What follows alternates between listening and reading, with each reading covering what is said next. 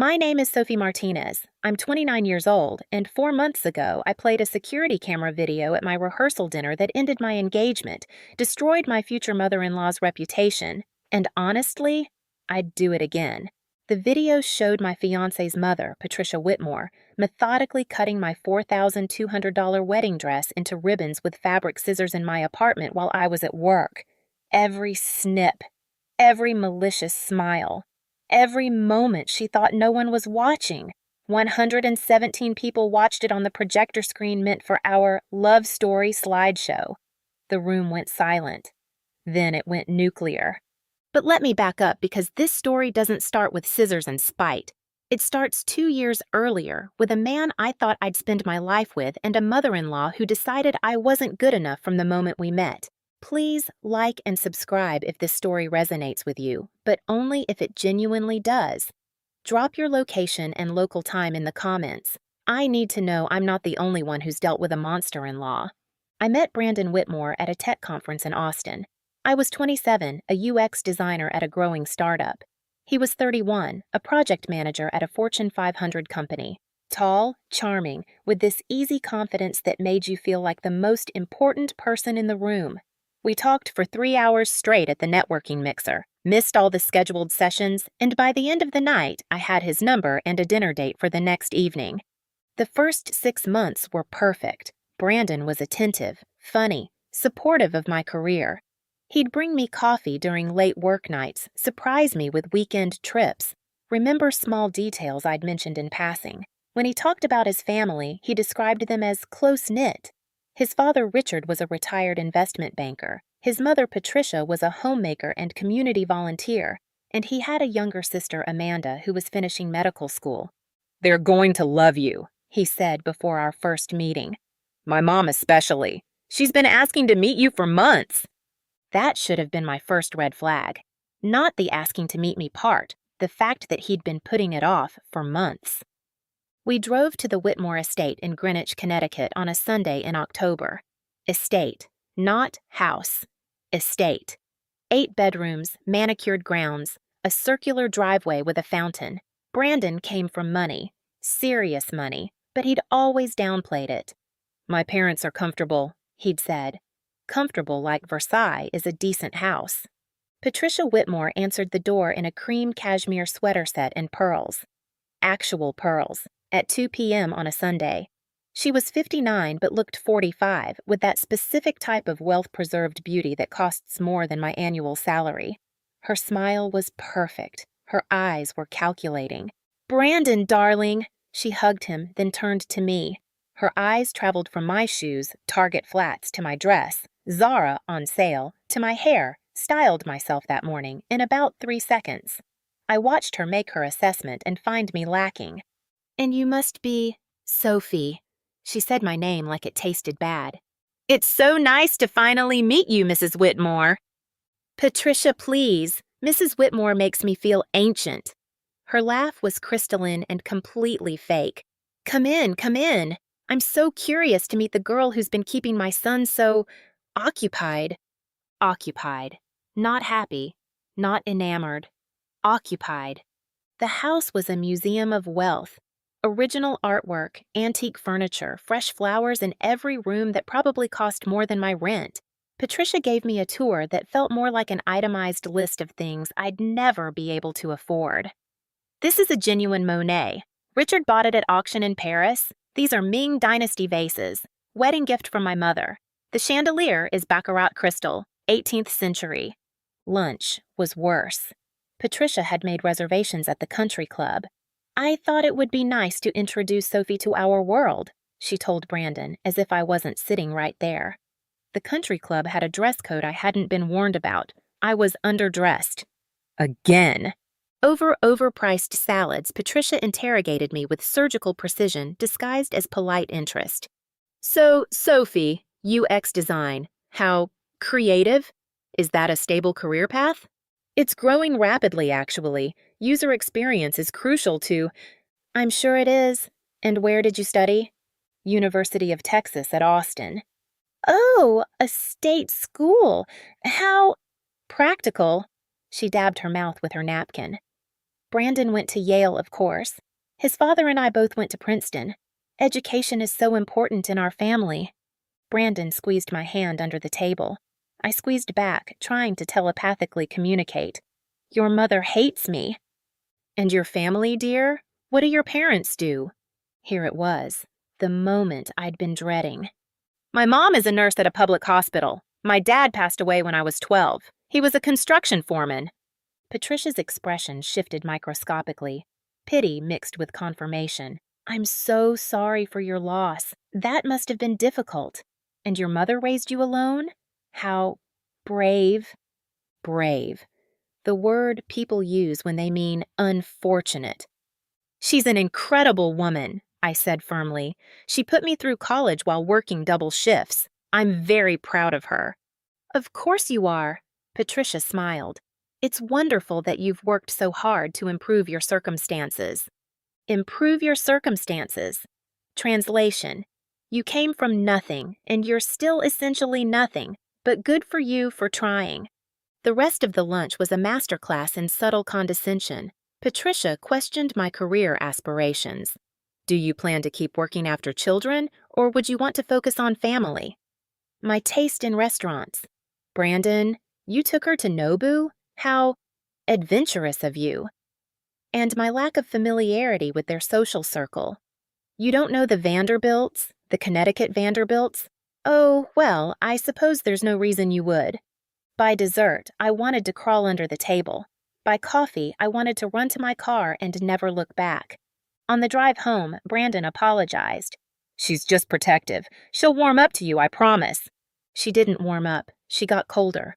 Over the next 18 months, Patricia made her disapproval crystal clear while maintaining plausible deniability. Every interaction was a minefield of backhanded compliments and subtle put-downs. At Thanksgiving, she commented on my contribution to dinner, a homemade pumpkin pie. How quaint! Store-bought is so much easier, but I admire your ambition.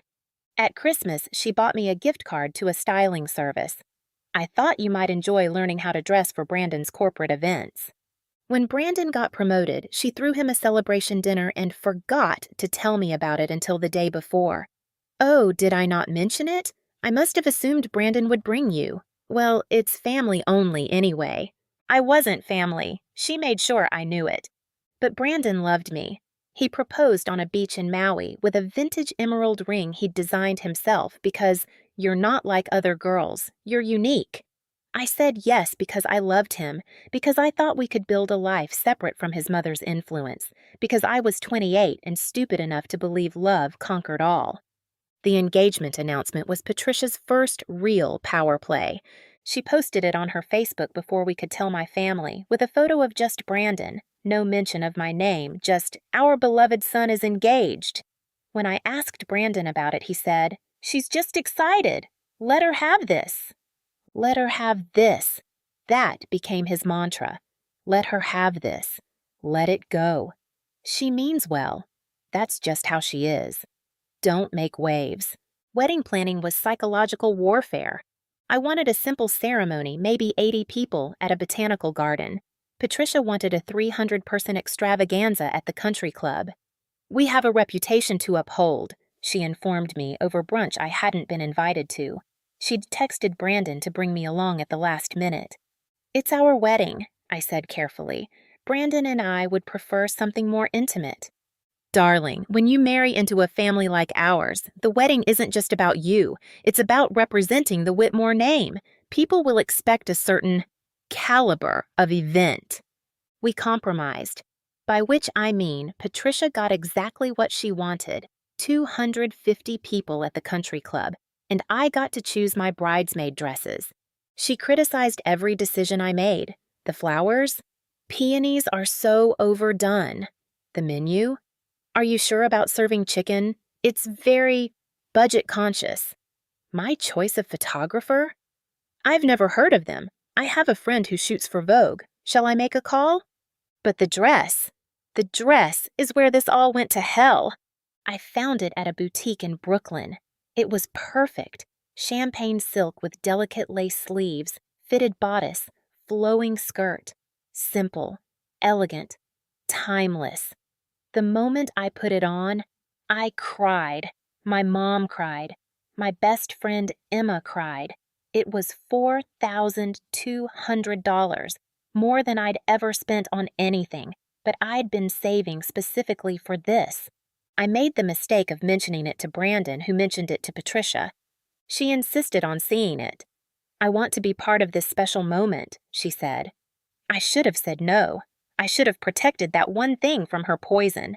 But Brandon asked me to include her, and I was still trying to be the good future daughter-in-law. Patricia came to the boutique with Amanda, her daughter. They were both dressed like they were attending a Fashion Week event. I brought my mom and Emma. I came out of the dressing room feeling beautiful. My mom's hands flew to her mouth. Emma grinned. "Sophie, you look like a princess." Patricia tilted her head. "It's nice." Nice. The kiss of death.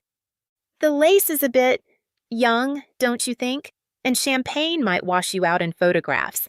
Have you considered white? True white, I mean. It's more traditional." "I love the champagne," I said. "It feels like me." Patricia circled me like a shark. "And the price point? $4,200 for this?" The boutique manager stiffened. My mom's jaw clenched. "I think it's perfect," I said firmly. "Well, it's your day, dear. If you're comfortable being photographed in something so simple," she smiled. "I just want you to look your best. You'll be representing our family after all."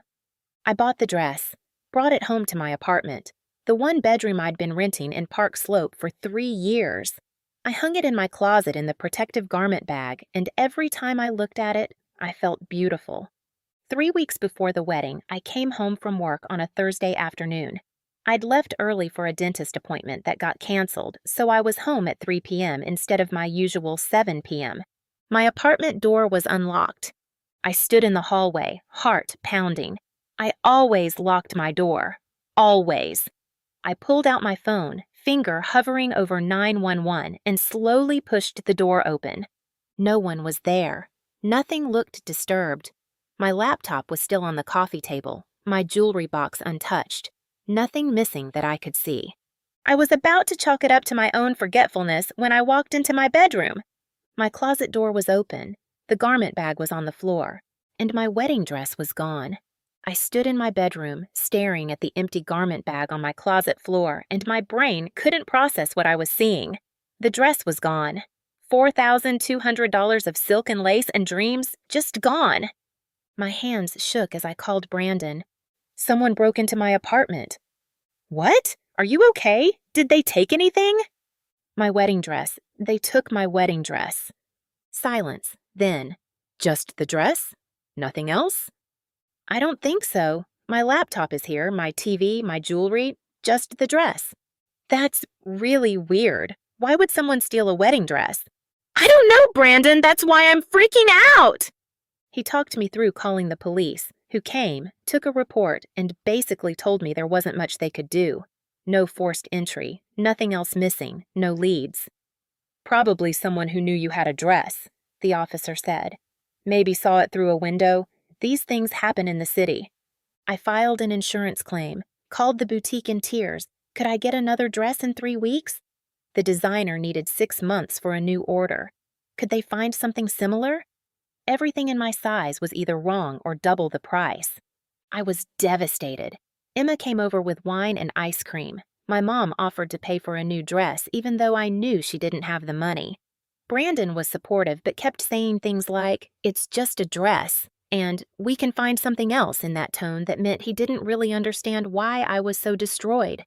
It wasn't just a dress. It was the one thing in this whole wedding that had been entirely mine, that Patricia hadn't criticized or controlled or contaminated with her judgment, and now it was gone.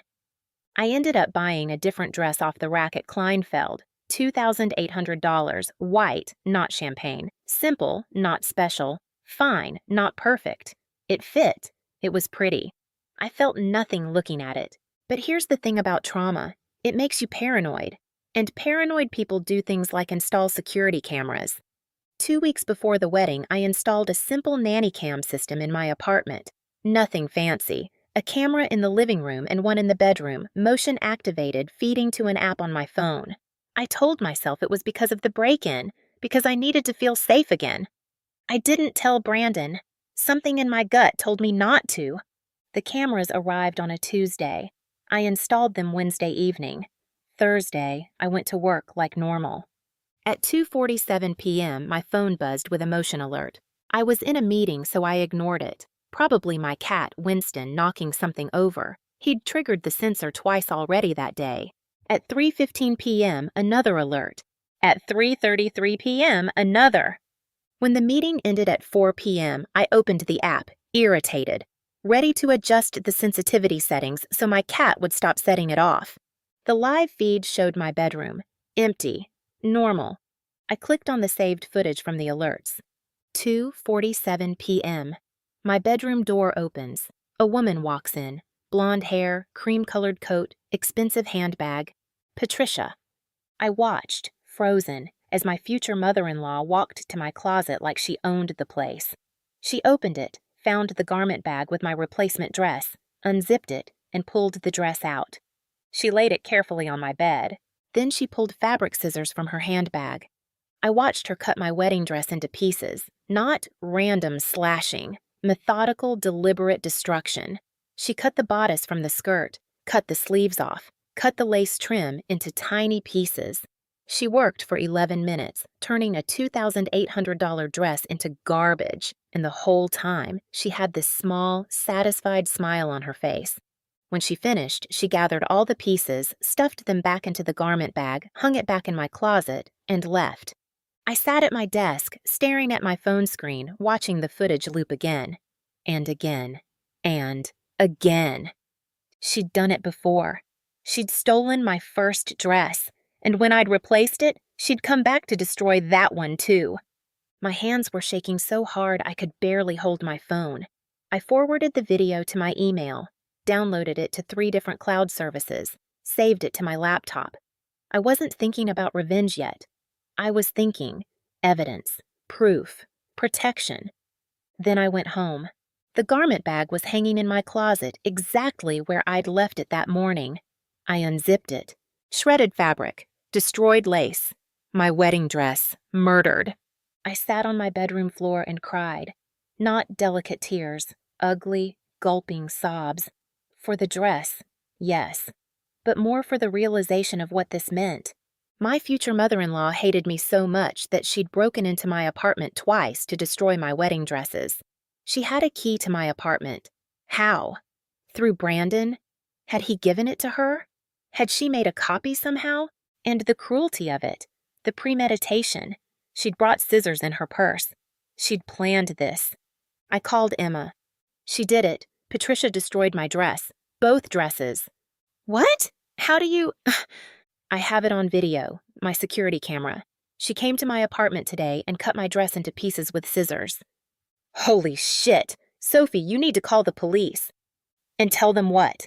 My fiancé's mother committed misdemeanor vandalism? Pressed charges against the mother of the man I'm supposed to marry in 2 weeks? So what are you going to do? I thought about it. Really thought about it. I could confront Patricia privately. She'd deny it or claim it was a misunderstanding or a joke. Brandon would ask me to let it go. I could call off the wedding. I could press charges. I could let her win. Or, I'm going to make sure everyone knows exactly who she is, I said. The plan formed over the next 48 hours. Emma and I worked out every detail. The rehearsal dinner was at the country club, hosted by the Whitmores. Patricia had planned every element, the menu, the decorations, the seating chart. She'd also planned a slideshow, Brandon and Sophie's love story, which would play during dessert on a large projector screen. Patricia had asked me to send her photos for the slideshow. I'd sent 30 photos, us at the beach, at concerts, hiking, laughing. She'd thanked me and said it would be lovely. What Patricia didn't know, I'd also asked the AV company if I could add some last-minute photos to the slideshow. Just a few surprises for my fiancé, I'd said sweetly. The tech guy had given me the login information to upload files directly. I uploaded the security camera footage. edited it down to a 3-minute video showing every moment of Patricia's destruction. The entry, the scissors, the cutting, the smile, the exit. Clear, damning, undeniable. I titled it, "A Message from the Mother of the Groom." I replaced Patricia's entire slideshow with my single video set to autoplay. The rehearsal dinner was on a Friday night, 6 days before the wedding. 117 people, family, wedding party, close friends, Patricia's entire social circle from the country club. I wore a blue dress. I smiled. I made small talk. I thanked people for coming. Brandon kept squeezing my hand, whispering, "One more week and you'll be Mrs. Whitmore." I smiled and said nothing. Patricia was in her element, working the room, accepting compliments on the decorations, playing the gracious hostess. She'd seated herself at the head table, naturally, with Brandon and me on either side of her like trophies. Dinner was served, speeches were made. Brandon's father toasted us. My mom gave a tearful speech about how happy she was. Brandon's best man told embarrassing college stories. Everyone laughed. Then Patricia stood up. "Before dessert, I've prepared a little surprise, a slideshow celebrating Brandon and Sophie's love story. I hope you all enjoy it." She gestured to the AV tech, who dimmed the lights and started the video. The screen lit up. There was Patricia, in my bedroom, clear as day. The timestamp in the corner, 2:47 p.m., 11 days ago. The room went quiet. People were confused at first. This wasn't a photo of the happy couple. This was security footage? Then Patricia pulled out the scissors. I heard gasps, whispers. "Is that? What is she doing?" The video showed everything, every cut, every piece of destroyed lace. Patricia's satisfied smile as she worked. Brandon grabbed my hand. "Sophie, what is this?" "Watch," I said quietly. The room was dead silent except for the sound of scissors cutting fabric. 3 minutes felt like 3 hours. Patricia stood frozen, her face white, staring at the screen showing her own crime. When the video ended, the lights came up. 117 people stared at Patricia Whitmore. Brandon's father spoke first. "Patricia, what the hell is this?" Patricia's mouth opened and closed. This must be some kind of mistake." "That's you," I said, my voice calm and clear. "In my apartment, destroying my wedding dress, 11 days ago. I also have footage of you stealing my first dress 3 weeks before that, if anyone would like to see it." "This is absurd." Patricia's voice was shrill. "This is some kind of editing trick, Brandon. She's trying to—" "Mom!" Brandon was staring at her like he'd never seen her before. "That's you! That's clearly you!" "It was a joke," Patricia said desperately. "A silly prank. I was going to replace it. A prank?" My voice cut through her excuses. "You broke into my apartment. You stole my first wedding dress. When I bought a replacement, you came back and destroyed that one too. With scissors, you brought in your purse. That's not a prank. That's psychotic." The room erupted, people talking over each other, demanding explanations. Brandon's sister Amanda was crying. His father looked like he might have a stroke. Patricia tried to rally. "You have no right to humiliate me like this. In front of all these people. This is—" "You humiliated yourself," I said. "I just showed everyone who you really are." I turned to Brandon. "I'm sorry you had to find out this way, but I need you to understand, this is who your mother is. This is what she's capable of, and I can't marry into a family where this kind of cruelty is acceptable." I took off my engagement ring and placed it on the table. The wedding is off. The rehearsal dinner imploded spectacularly. Patricia tried to leave immediately, but Richard, Brandon's father, physically blocked her path. "You're not going anywhere until you explain what the hell I just watched." "Richard, please, not here." "Here!" His voice boomed across the country club. "You destroyed that girl's wedding dress. Twice. In front of God and everyone. I just watched you do it. Explain. Now." Patricia's face crumpled. Not in remorse, in rage at being caught. "She's not good enough for him." She's a nobody from nowhere with a dead father and a mother who empties bedpans. I will not let my son throw his life away on some gold-digging little— Brandon's voice cut her off. Mom, stop! He looked destroyed, completely shattered. Sophie, can we talk? Please? I didn't want to. I wanted to leave, to go home, to curl up and process the fact that I'd just ended my engagement in front of 117 people. But Emma squeezed my shoulder and whispered, Hear him out. You'll regret it if you don't. Brandon and I walked out to the country club terrace. Behind us, we could hear chaos. Richard shouting at Patricia, guests whispering, someone crying. Did you know? I asked. About the dresses? What? No. Sophie, I swear to God I had no idea. She had a key to my apartment. Brandon's face went pale. I gave her my spare key. Last year. She said she wanted to be able to water your plants if we went on vacation.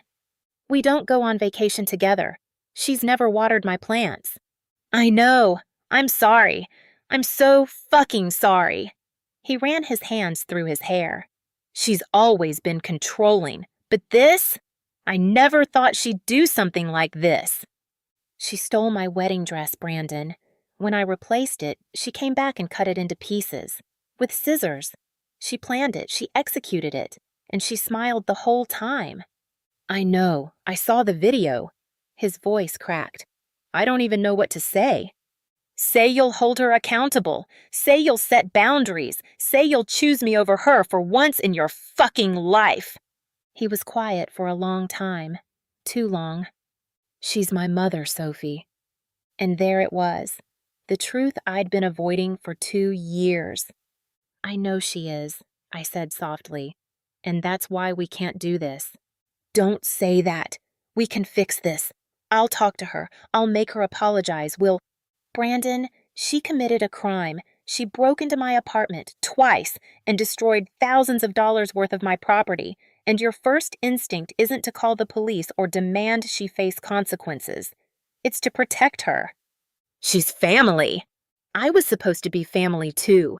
In 1 week I was supposed to be your wife, and she destroyed my wedding dress twice because she thinks I'm not good enough for you, and you've spent 2 years proving her right by never once putting me first. He tried to argue, tried to explain, tried to convince me that things would be different, that he'd set boundaries, that we could work through this. I thought about every time he'd asked me to let it go, every criticism from Patricia that he'd dismissed as just how she is, every boundary I'd tried to set that he'd asked me to compromise on, every moment I'd made myself smaller to fit into his family's expectations. I love you, I said. But I love myself more, and I can't marry someone who won't protect me from his own mother. I left him on the terrace and went back inside to collect my things. The country club was chaos. Half the guests had left. The other half were clustered in groups, whispering. Patricia was nowhere to be seen. Richard had apparently escorted her out a back entrance. Amanda, Brandon's sister, caught me at the coat check. Sophie, wait. I turned. Amanda was 26, a med student, and one of the few Whitmores I'd actually liked. I'm so sorry, she said, tears streaming down her face. I knew Mom didn't like you, but I never thought I should have said something. Said what? She talked about you. To me, to Dad, to her friends, called you the project manager because of your job, said Brandon was slumming, joked about how you'd probably get pregnant on purpose to trap him. Amanda's voice broke. I told her she was being awful, but I never thought she'd do something like this. It's not your fault. Will you press charges? You should. What she did is insane. I thought about it, really thought about it. Patricia Whitmore arrested for breaking and entering and destruction of property. The court case. The media attention, because people like the Whitmores made the news. The satisfaction of watching her face consequences. No, I said finally. The video going viral at her son's rehearsal dinner is punishment enough. Everyone she knows, everyone in her social circle saw exactly who she is. That's worse than jail for someone like Patricia. Amanda hugged me. You're a better person than she deserves. I wasn't sure about that, but I was done. Emma drove me home. We stopped and bought wine, ice cream, and a pizza. We sat on my couch, Winston the cat purring on my lap, and ate our feelings. "So," Emma said carefully, "how are you doing?" "I just ended my engagement in front of 100 people by showing a video of my psychotic future mother-in-law destroying my wedding dress." Yeah, but emotionally, how are you doing? I thought about it, really examined my feelings, and realized something surprising. I'm relieved. Yeah? I've been trying to be good enough for 2 years, trying to win Patricia over, trying to fit into Brandon's world, trying to be the perfect future daughter-in-law, and I was never going to succeed because the problem wasn't me. It was never me. Fuck no, it wasn't you. Brandon kept telling me she'd come around, that if I just tried harder, if I was patient, if I didn't make waves. But the truth is, she was always going to hate me, because I'm not from their world, and in her mind, that makes me worthless, and Brandon was always going to choose her over me when it mattered. Emma raised her wine glass. "To dodging bullets!" "To dodging bullets," I echoed. The video, predictably, went viral. Someone at the rehearsal dinner had filmed the screen on their phone. By Saturday morning, it was on TikTok, Twitter, Reddit. "Psycho Mill destroys wedding dress" was trending. The footage was grainy, a phone recording a projector screen, but it was clear enough. Patricia cutting, Patricia smiling, Patricia committing a crime on camera. The internet, naturally, lost its mind. Support poured in from strangers. "Press charges! Sue her! You dodged a bullet, sis!" My inbox was flooded with messages from women sharing their own monster-in-law stories. But there was also criticism. Airing family drama in public is trashy. She humiliated that woman in front of everyone. There are better ways to handle conflict. I didn't respond to any of it. I turned off comments, set my profiles to private, and focused on damage control in my actual life. My mom called, worried. "Baby, are you okay?" "I'm okay, Mom." Do you want me to come up there? "No, I'm fine, really." "I never liked that woman," my mom said fiercely. "From the first time we met her, the way she looked at you like you were something she scraped off her shoe. I'm glad you're rid of her." "What about Brandon?" My mom was quiet for a moment. Do you love him? "I did. I do. But not enough to spend the rest of my life being treated like I'm not good enough." Then you made the right choice. Brandon called 17 times on Saturday. I didn't answer. He texted, "Please talk to me. I'm so sorry. My mom is devastated. I told her she needs to apologize to you. Can we please just talk?" Sunday morning, he showed up at my apartment. I let him in, mostly because I knew this conversation needed to happen eventually. He looked terrible, like he hadn't slept. Sophie, please, give me another chance. "To do what, Brandon?" "To prove that I choose you. I'll cut my mom off. I'll set boundaries, whatever you need." You'd cut your mom off? If that's what it takes. For how long? He hesitated. What? How long would you cut her off? A month? 6 months? A year? Forever? Because here's the thing. She'll never accept me. Ever. So if you actually cut her off, it would have to be permanent. Could you do that? His silence was answer enough. "I didn't think so," I said gently. "And I'm not asking you to. She's your mother, but that means we're incompatible. I can't marry someone whose mother actively hates me and commits crimes to prevent the wedding. And you can't marry someone while cutting your mother out of your life. There's no version of this where everyone wins. So that's it? We just give up?" "I'm not giving up. I'm choosing myself. There's a difference." He left. I cried. Not because I regretted my choice, but because grief is complicated, and you can be relieved and heartbroken at the same time. The fallout from the viral video was swift and comprehensive.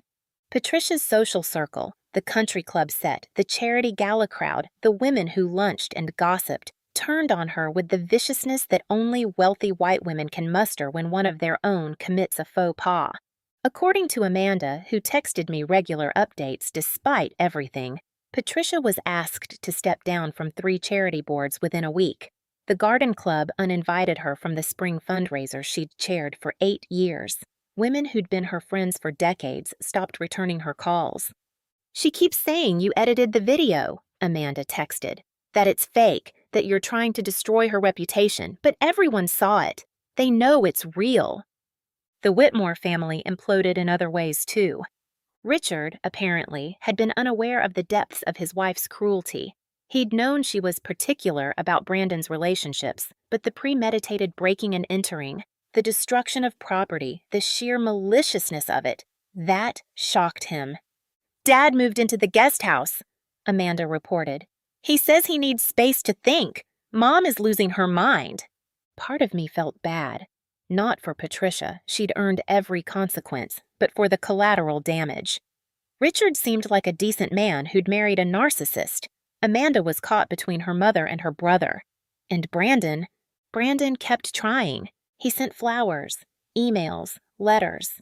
Each one was some variation of, "I'm sorry, please give me another chance, I'll do better." 3 weeks after the rehearsal dinner, he showed up at my apartment with Patricia. I opened the door to find them both standing in my hallway. Patricia looked diminished. No pearls, minimal makeup, wearing actual casual clothes instead of her usual designer armor. "I'm not doing this," I said immediately. "Please," Brandon said. "Just 5 minutes. My mom wants to apologize." "I don't want her apology." "Sophie, please." Patricia's voice was small. "I know I can't undo what I did, but I need you to hear this." Against my better judgment, I let them in. We sat in my living room, me on my couch, them perched uncomfortably on the chairs. Patricia looked at her hands, at the floor, anywhere but at me. "I'm sorry," she finally said. "What I did was inexcusable. I let my prejudices and my fears control me, and I hurt you deeply. I know you probably can't forgive me, but I needed to say it. You deserved better from me." It sounded rehearsed, like Brandon or a therapist had written it for her. "Why did you do it?" I asked. Patricia looked up, startled. "What? Why did you destroy my wedding dresses? What was the point?" She was quiet for a long time. When she spoke, her voice was bitter. "Because if you didn't have a dress, you couldn't have a wedding. I thought if I could just delay it long enough, Brandon would see reason. He'd realize you weren't right for our family. Because I'm not rich. Because you don't understand our world." Patricia's composure cracked. "Brandon is a Whitmore. Do you have any idea what that means? The expectations, the responsibilities, the social obligations? You would have been miserable trying to fit in, and you would have made him miserable too. So you decided to destroy my property and sabotage my wedding for my own good? I was protecting my son. From what? From a woman who loved him? Who supported his career? Who made him happy? Who would have been a good wife? From making a mistake." Patricia stood up, pacing. "His father and I have a certain position. Our family has a reputation. When Brandon marries, his wife becomes part of that. She represents us. And you—" She stopped herself. "Say it," I said coldly. "Finish that sentence." "You don't come from our world. Your mother is a nurse. Your father was a construction worker. You went to a state school. You have no concept of the life Brandon was raised for." "You're right," I said. "I don't come from money. My dad died when I was 12, and my mom worked herself to exhaustion to give me opportunities. I paid my own way through college. I built my own career. I earned everything I have. And you're right that I don't understand your world. Because in my world, we don't destroy people's property when we don't get our way. We don't commit crimes because we're snobs. We don't confuse net worth with actual worth." Patricia flinched. "I would have been a good daughter-in-law," I continued.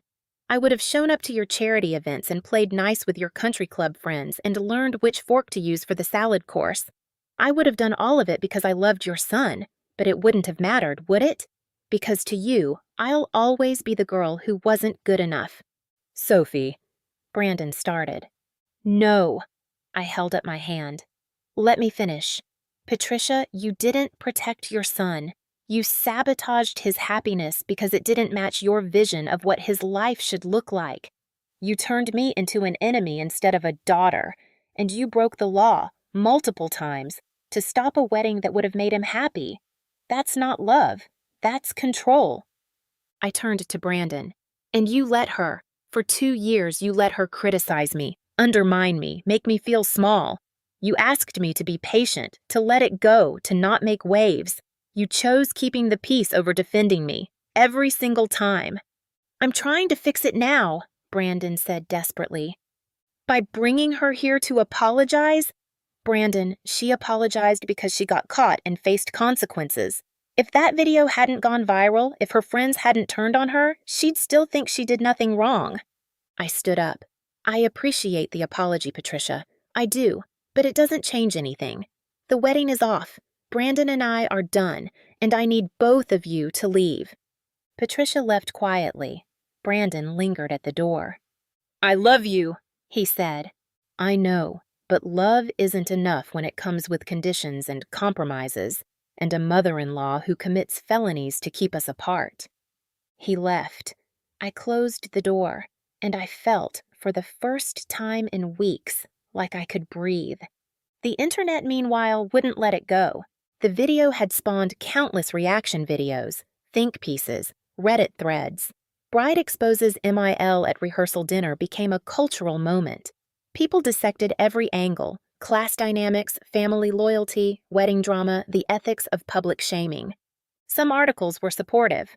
Woman brilliantly exposes future MIL's cruel sabotage. Others were critical. Did this bride go too far by humiliating her fiancé's mother? I didn't read any of them. I was done performing my trauma for strangers. But one good thing came from the viral video: opportunities. A literary agent reached out asking if I'd consider writing a book about the experience. A podcast about toxic in-laws wanted me as a guest.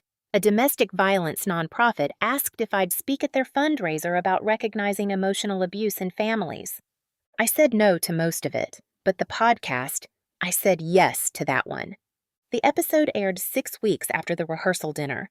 The host, a woman named Jennifer who'd survived her own nightmare mother-in-law, was kind and insightful. She didn't sensationalize. She asked real questions. Do you regret how you handled it, playing the video publicly? No, I said. I tried handling it privately for 2 years. I tried being patient and understanding and accommodating. It got me nowhere. The only thing Patricia understood was public accountability. Some people have criticized you for humiliating her in front of her community. She humiliated herself by committing a crime. I just provided the evidence. If she didn't want people to know she destroyed my wedding dress, she shouldn't have destroyed my wedding dress. What would you say to women dealing with similar situations? I thought carefully. Document everything. Set boundaries early. Don't sacrifice yourself trying to win over someone who's determined to hate you. And if someone shows you who they are, believe them the first time. The podcast went viral too. My inbox flooded with messages from women sharing their stories. So many stories. Mothers-in-law who ruined weddings, sabotaged relationships, poisoned families with their cruelty. I responded to as many as I could, offering support and solidarity. One message stood out. It was from a woman named Lauren. My MIL cut me out of family photos at my own wedding. Literally photoshopped me out and sent the edited versions to relatives. I thought I was crazy for being upset. Your story made me realize I wasn't overreacting. I left my husband last week. Thank you for giving me permission to choose myself. I cried reading that. Not sad tears, grateful tears. My disaster of a wedding had helped someone else escape their own nightmare. Maybe that was worth something. It's been 4 months since the rehearsal dinner. 4 months since I became that bride who exposed her psycho MIL. 4 months since my life imploded and rebuilt itself into something I actually recognize. I'm sitting in my apartment, the same 1-bedroom in Park Slope, though I've redecorated since everything happened. New couch, new art, new locks. Winston the cat has forgiven me for all the chaos and is currently sprawled across my laptop purring. Let me tell you where everyone is now, because I know that's what you want to know. Patricia and Richard are separated, not divorced. Apparently, there are financial and social complications that make divorce unappealing, but Richard moved out of the estate permanently. He bought a condo in Manhattan and, according to Amanda, is rediscovering himself through pottery classes and dating apps. Good for him.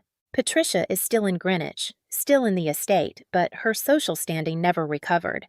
She's no longer on any charity boards. She doesn't attend the country club functions. She's essentially been exiled from the community that defined her entire identity. Amanda says she's in therapy, which is something. Whether she's actually processing her behavior or just learning to hide it better remains to be seen. Brandon and I haven't spoken in 2 months. The last conversation we had was brief and final. He'd asked one more time if there was any chance of reconciliation. I said no. He said he understood. We wished each other well and meant it mostly. According to mutual friends, he's dating someone new, a lawyer from Greenwich. Someone Patricia approves of, which tells me everything I need to know. I hope he's happy. I genuinely do. I also hope he's learned something from this disaster, though I'm not optimistic. Jason. Wait, wrong story. There's no Jason in this one. But there should be a golden child somewhere, right? In this case, it was just Brandon, the only son, the perfect heir. No siblings to throw under the bus. Just me, the unsuitable girlfriend who had to be eliminated. My mom is relieved and vindicated. I knew that woman was poison, she keeps saying. I'm just glad you figured it out before the wedding. She's dating someone too, a physical therapist named Marcus who treats her like a queen. They met at the hospital. It's sweet and age-appropriate and everything I hope to find someday. Emma is still my best friend and occasional bodyguard. She's appointed herself my social media manager, screening messages and making sure I don't get too deep into the internet discourse about my life. You're not a character in a story, she reminds me when I start reading comments. You're a person. Act like it. As for me, I'm okay. Better than okay, actually. Work is good. I got promoted to senior UX designer 2 months ago with a salary bump that means I can actually save money instead of spending it on country club weddings I never wanted. I've started therapy, working through the parts of me that accepted being treated as less than for so long. My therapist, Dr. K, is helping me understand that I didn't cause Patricia's behavior. I couldn't control it, and I couldn't cure it. The 3 C's of dealing with narcissists. I've also learned that I have a pattern of trying to earn love from people who are constitutionally incapable of giving it. My father died when I was 12, and some part of me has been trying to prove I'm worthwhile ever since. Patricia was just the latest in a long line of people I've tried to win over by being perfect. What if you just existed? Dr. K asked in our last session. What if you stopped performing worthiness and just assumed you were already enough? I'm working on that. I haven't dated anyone since Brandon. I'm not ready, and I'm not forcing it. I'm learning to be alone without being lonely, to enjoy my own company, to build a life so full that a partner would be an addition, not a necessity. I've reconnected with old friends, made some new ones. I joined a book club. I take a ceramics class on Thursday nights. I'm learning to cook beyond the basic pasta and chicken I survived on for years. Last week, I made a soufflé. It collapsed, but I made it. I think about the wedding sometimes. Not the rehearsal dinner disaster. That's too fresh, too raw. But the wedding I'd imagined, the botanical garden, the simple ceremony, the feeling of marrying someone who chose me completely, without hesitation, without requiring me to shrink myself to fit. I still want that someday, just not with Brandon. The video has mostly faded from the internet's collective consciousness. Something else is viral now, someone else's drama, someone else's disaster. I'm old news, which is exactly what I wanted. But occasionally, I still get messages. Women thanking me. Women sharing their stories. Women who saw the video and realized they didn't have to accept being treated terribly by their in-laws or partners. That's the unexpected gift in all of this. My humiliation, my pain, my public disaster. It helped other people. It gave them permission to set boundaries, to leave toxic situations, to choose themselves. One woman wrote, I watched your video and realized my fiancé's mother was exhibiting the same controlling behaviors. I called off my wedding last week. My fiancé called me dramatic. I called a lawyer. Thank you for showing me what it looks like to choose myself. Another, my MIL has been sabotaging my marriage for 3 years. Your story gave me the courage to tell my husband it's either boundaries with his mother or divorce. We're in couples counseling now. He's finally seeing the problem. These messages matter more than the criticism, more than the people who think I went too far. Because here's what I've learned. You can't go too far in protecting yourself. You can't be too dramatic when someone commits crimes against you. You can't be too sensitive when someone shows you repeatedly that they don't respect you. Patricia didn't destroy my wedding dress as a joke. She destroyed it as a power play, as a message. You don't belong here, and I will do whatever it takes to remove you. Playing that video wasn't revenge. It was evidence. It was truth. It was refusing to carry the shame of someone else's cruelty. Some final thoughts, because I know people are still watching, still judging, still forming opinions about whether I handled this correctly. I don't regret the video. I regret that it was necessary. I regret that Brandon didn't protect me, that his family didn't welcome me, that I wasted 2 years trying to earn acceptance from people who were never going to give it. But showing the truth? No regrets. Forgiveness is optional. I haven't forgiven Patricia. I might never forgive her. And that's okay. Forgiveness isn't required for healing. I'm healing anyway, building a life where she's irrelevant, and that's better than forgiveness. You don't owe anyone your suffering. For 2 years, I suffered quietly because that's what good daughters-in-law do. They don't make scenes. They don't cause drama. They accept poor treatment with grace. Fuck that. Your peace matters more than anyone else's comfort. The right person won't ask you to shrink. Brandon asked me to be patient with his mother's cruelty, to let things go, to make myself smaller so she'd be more comfortable. The right partner would have shut that down immediately. Love shouldn't require you to tolerate abuse from anyone, including family. Your story belongs to you. People criticized me for making this public, for airing family business, for humiliating Patricia. But it was my story, my trauma, my wedding dresses, my choice how to handle it. Don't let anyone convince you that protecting your abuser's reputation is more important than protecting yourself. I think about my wedding dress sometimes. The first one, the perfect champagne silk with the lace sleeves. The one I cried in, the one that made me feel beautiful. Patricia destroyed it, and she destroyed the second one too. But she didn't destroy me. I'm still here, still standing, still building a life that's mine, on my terms, without anyone's permission or approval. Last week, I went back to the boutique where I'd found the first dress. The designer had kept my measurements. We talked about what I'd wanted, what I'd loved about that original dress. I'd like to order it again, I said. The exact same dress. For a wedding? She asked gently. No, for me, because I deserve to have the dress I wanted, even if the wedding never happens.